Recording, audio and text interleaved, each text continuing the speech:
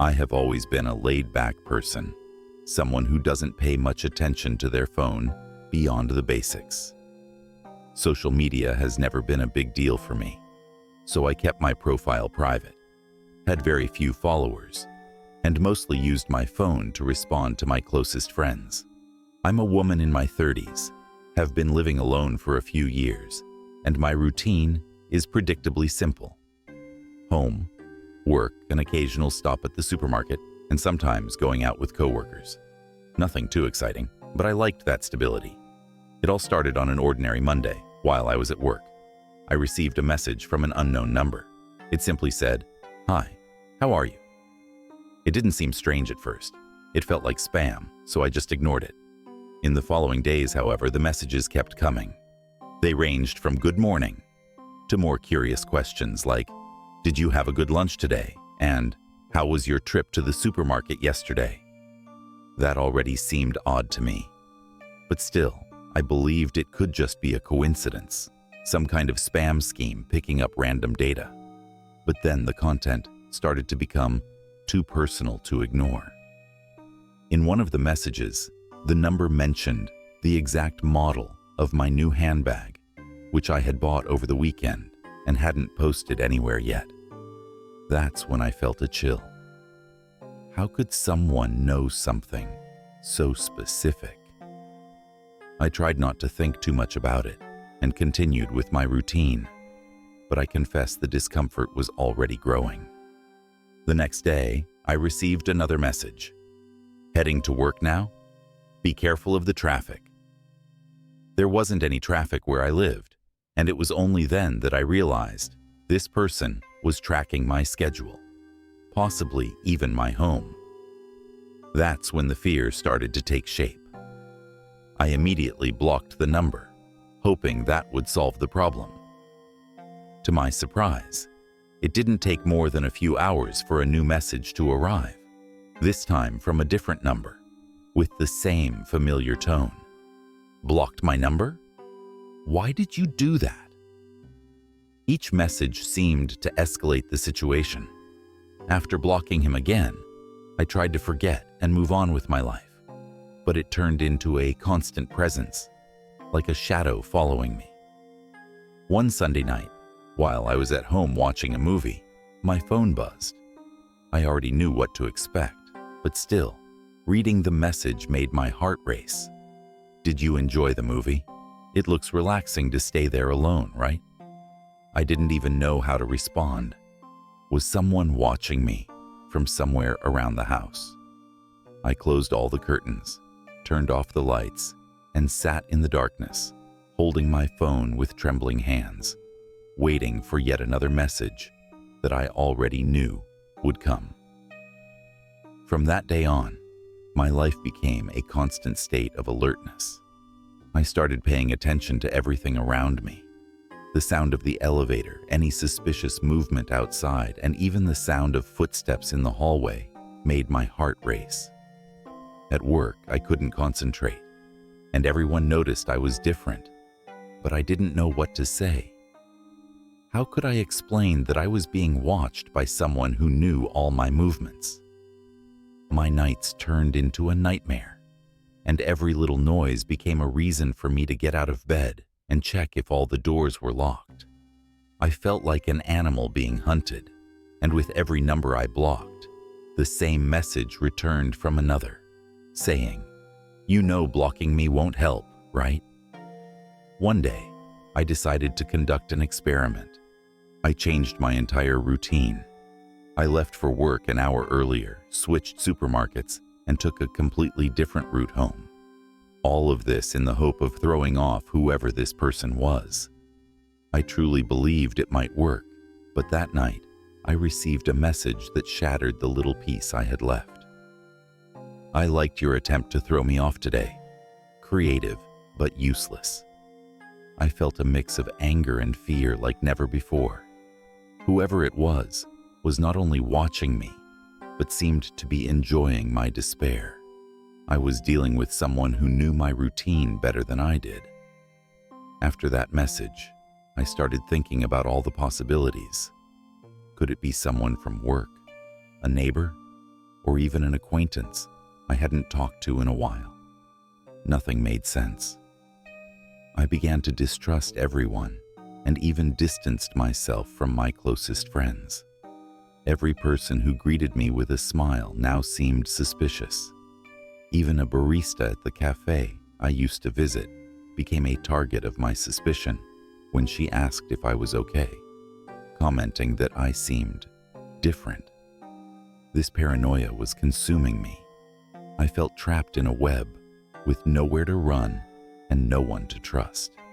And each day the messages grew more threatening, darker, mentioning details about my latest movements, what I was wearing, what I was doing at home. That's when I decided to contact the police. I showed them all the messages, explained that the numbers changed all the time, and that it seemed like someone was stalking me. To my disappointment, they didn't seem very interested. They said that without clear threats, there wasn't much they could do besides block the numbers and be careful. I was frustrated, but what could I do? I left the police station with a deep sense of helplessness. That night, while I tried to sleep, I received yet another message, as if the person knew exactly where I had been. The police can't protect you from me. From that moment on, I understood that I was completely alone against this unknown threat. With the growing sense of isolation, I decided to take further action on my own. I installed cameras around my house, bought extra locks for doors and windows, and even invested in an alarm system. Deep down, I knew that maybe this wouldn't be enough to stop this person, but at least it gave me the illusion of a little more security. During the following days, I noticed that the messages decreased. I felt a glimmer of hope that perhaps he had given up. But deep down, that calm seemed more like the calm before a storm. I was constantly on edge, as if I were waiting for something bad to happen. And then it came. One night, while I was in my bedroom, I heard the unmistakable sound of my phone vibrating. This time, the message came with an image. My hands were shaking so much that I almost dropped the phone. In the photo, it was me, sleeping, with the blanket pulled up to my chin, exactly how I was used to sleeping. I froze. That wasn't a picture someone could take from far away, through a window. It was as if it had been taken inside my room, just inches from me. I blocked the number, but I stood there, paralyzed, staring at the screen, unable to believe that someone had been so close to me without me realizing. That night, I couldn't sleep. I spent hours locked in the bathroom with my phone in hand, trying to decide what to do. I called a friend, one of the few who still knew what was happening, and he suggested that I leave the house immediately and go to his place. At first, I hesitated. It felt like I was giving up my space, but deep down, I knew I needed to get out of there. I grabbed a backpack with the essentials and hurried out, not looking back. Arriving at my friend's apartment brought a momentary relief. I was safe, surrounded by walls and locks that this person didn't know about yet. For a moment, I allowed myself to relax, believing that maybe this nightmare was about to end. But the next morning, bright and early, a new message appeared on my phone screen. His house is cozy, but you know you can't hide from me forever. I almost threw my phone away. It was as if this person was always one step ahead, knowing every move, every place I tried to hide. After talking to my friend, we decided that I needed to go further away. He suggested that I leave the city for a while, something I had never considered before. But with everything that was happening, running away was the only idea that made sense. I packed my things, and that very afternoon, I headed to a hotel in a neighboring city. I turned off all notifications on my phone and tried to avoid anything that could reveal my location. During those days, I tried to convince myself that everything would be fine, that maybe distance could break this suffocating connection this person had with me. Gradually, I began to feel a bit of peace. I allowed myself to take some walks around the city, exploring what seemed like a safe place, far from the constant threat of someone watching me. With each day, without messages, my heart seemed to finally calm down. But on the third night, everything fell apart again. I was about to sleep when my phone vibrated on the bedside table. I felt the panic returning with full force, but reluctantly picked up the phone. The message read, "Did you enjoy your walk downtown today? That antique shop seemed to catch your interest." It was as if that person had been by my side the whole time, in the city I had tried to disappear into. That's when I realized that no matter where I was, this stalker would find a way to reach me.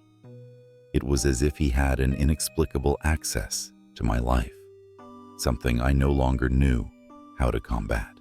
At the limit of my sanity, I made a drastic decision. I turned off my phone, changed my number, and bought a new device without transferring anything from the old one. I quit my job, told my family that I was making a temporary move, and chose a place far away to start over. I rented a small apartment in a completely new city and kept my routine as discreet as possible, avoiding social media and frequent contacts. It was a painful process, letting go of everything I knew, but I felt I had no other choice if I wanted my life back. The first few months were tense. Any unfamiliar message or unknown number that appeared on my screen made me tremble.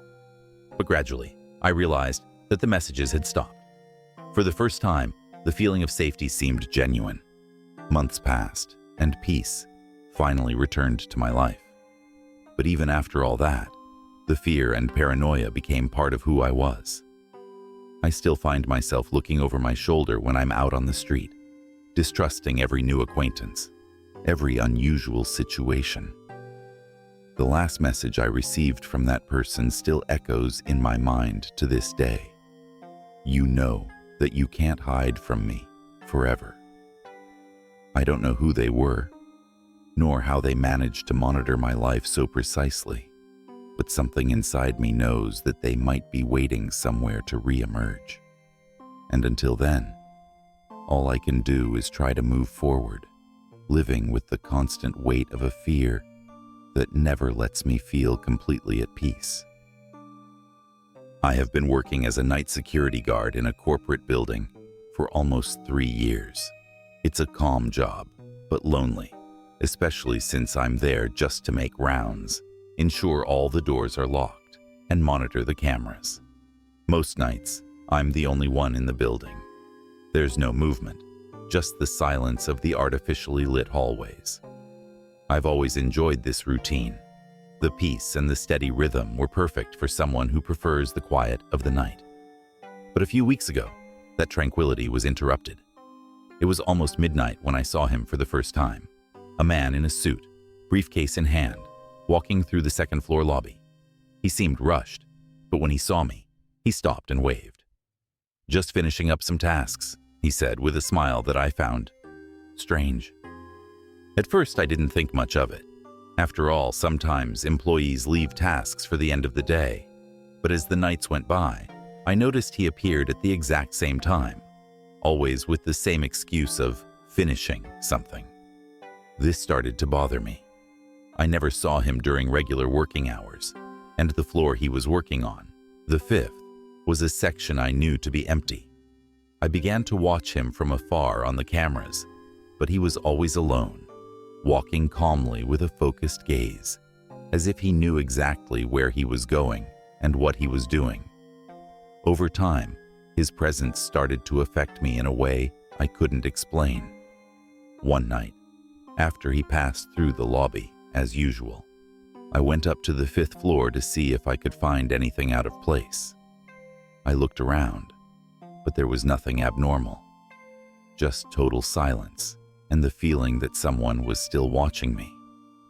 I began to return to the fifth floor more frequently after he left, just to check. But aside from the lights being on, that I knew I had turned off, nothing seemed different. Then, during one of those rounds, I found an old pen on a conference table.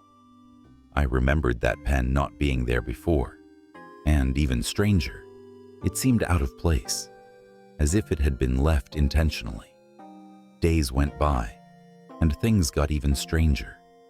Small objects started disappearing from my security desk. A mug, a flashlight, even my clipboard vanished one night. I thought it was some kind of sick prank, but who would do that? I was the only one in the building. I began to feel irritated and, more than that, scared.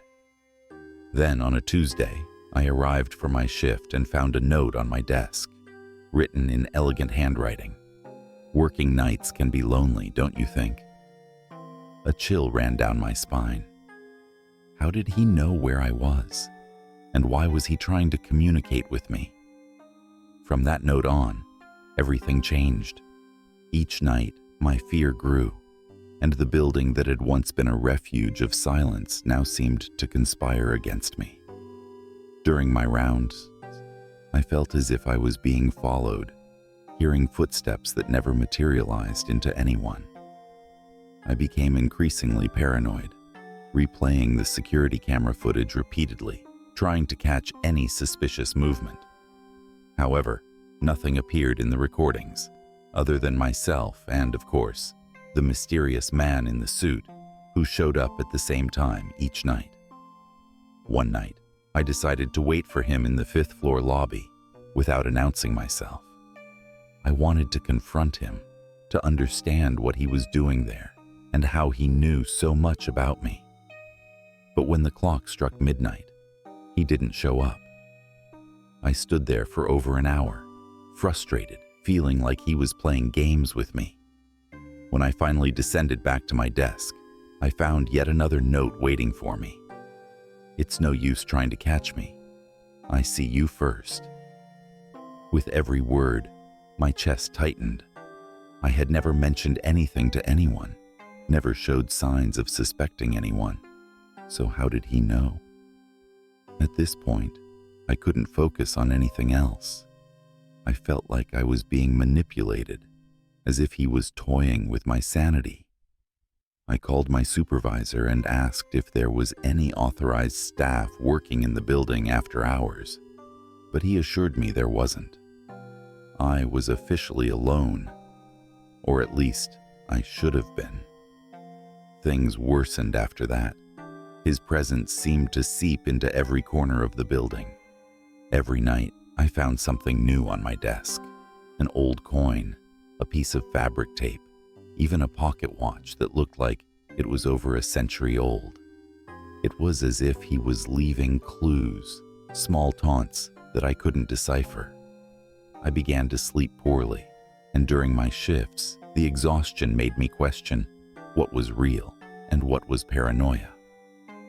One of those nights, while reviewing the footage, I noticed a shadow in the background, down the 5th floor hallway. It was him, standing still, staring directly at one of the cameras. The image was blurry, and I couldn't see his face clearly, but that imposing, motionless figure made me shiver. When I looked again, he had vanished. After that, I decided I needed concrete proof. The next night, I took my phone and waited for the moment he would appear. When I saw his shadow on the monitor, I climbed the stairs silently, phone ready to record. When I reached the 5th floor, there he was, standing with his back to me, looking out one of the windows. I called out to him, my voice trembling, but he didn't respond. I took a step closer, and then he slowly turned around.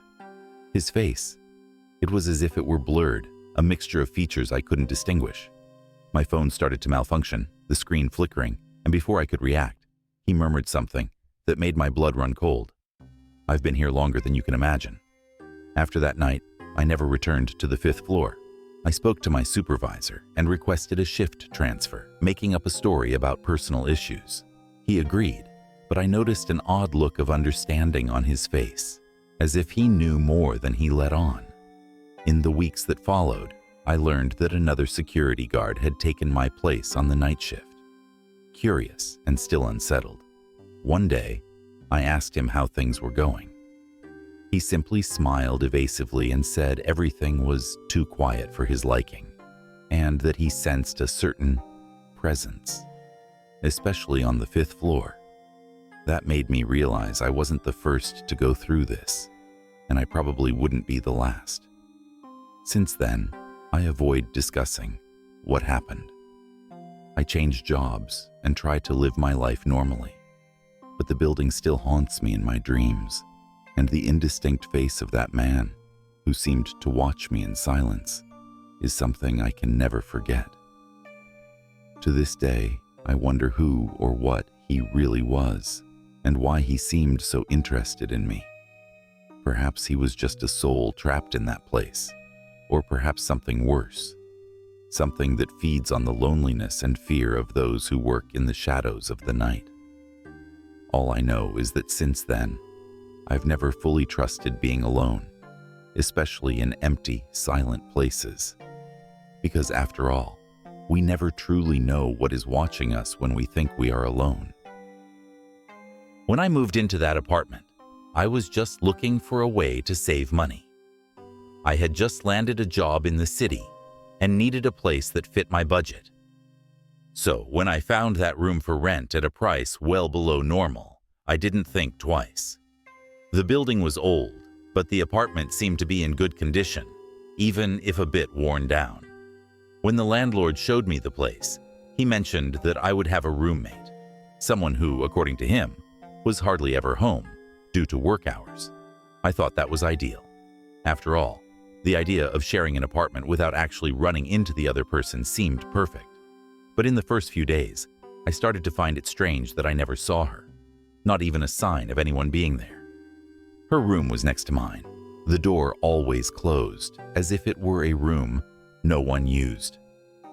In the first few days, I thought maybe she was traveling or had some sort of very unusual routine.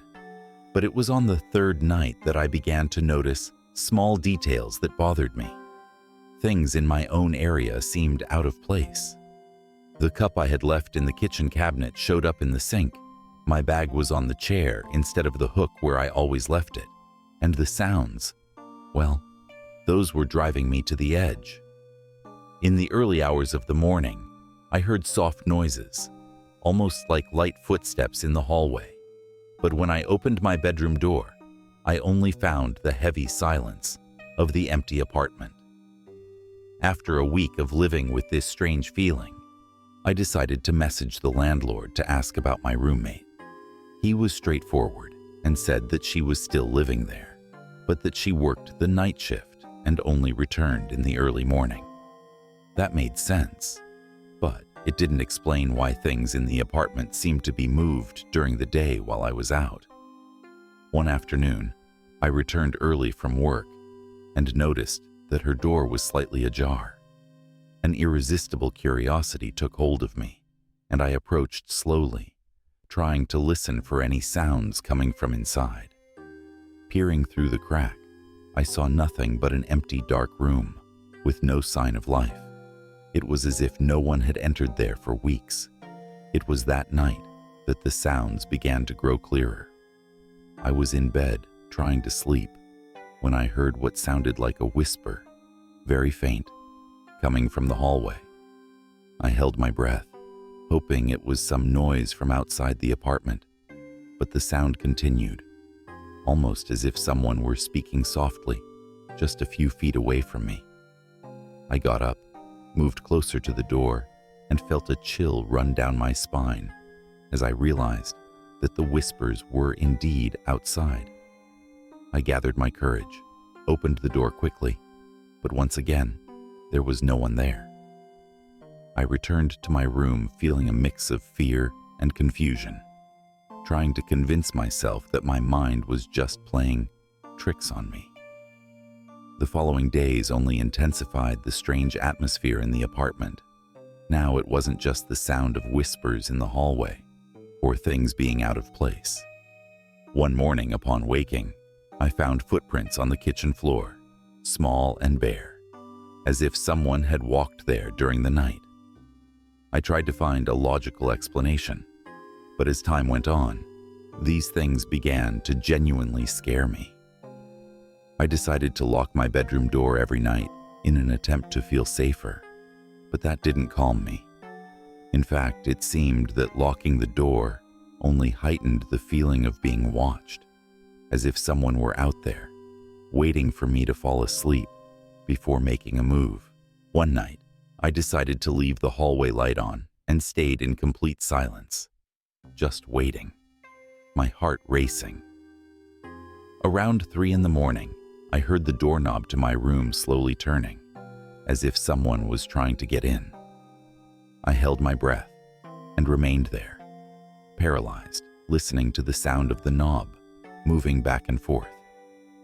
After a few minutes, the sound stopped, but I couldn't sleep for the rest of the night. For the first time, I seriously considered the possibility that perhaps there was no roommate at all, and that all this mystery was part of something much darker. The next morning, I woke up determined to resolve the situation. I waited for the landlord to pass through the building, as he usually came to do maintenance every week, and went straight to talk to him.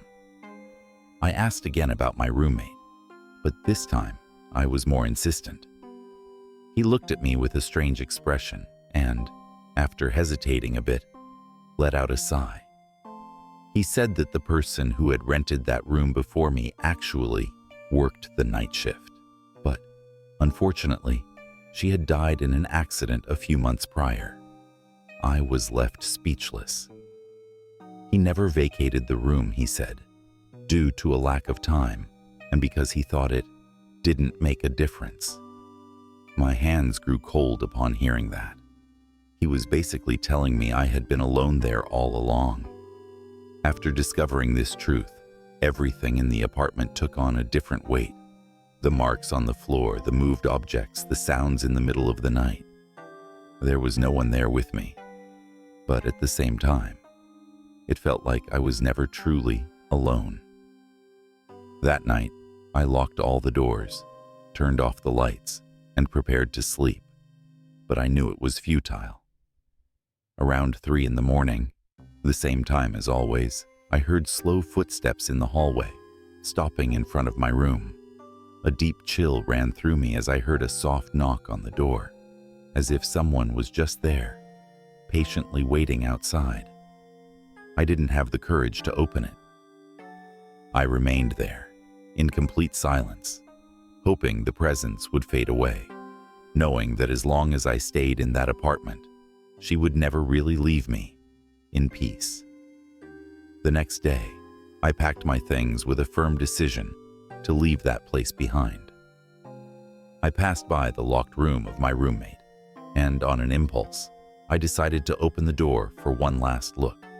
The air was heavy and stagnant, as if that space had been forgotten by time. But as I turned to leave, I noticed something I hadn't seen before. An old photo on the floor, fallen next to the bed. It was an image of a young woman smiling, holding a mug that looked familiar. A wave of ice ran down my spine. That was my mug, the same one I had found out of place so many times. I placed the photo back where it had been and left the room, trying not to think about what that meant.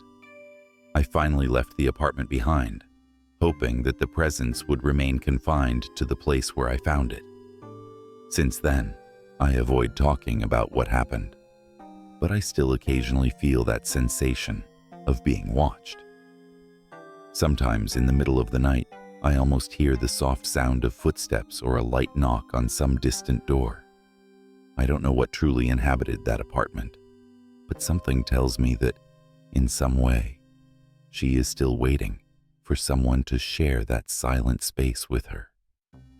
And even though I left, I feel like a part of me has never really managed to depart. Thanks for staying till the end. See you next time.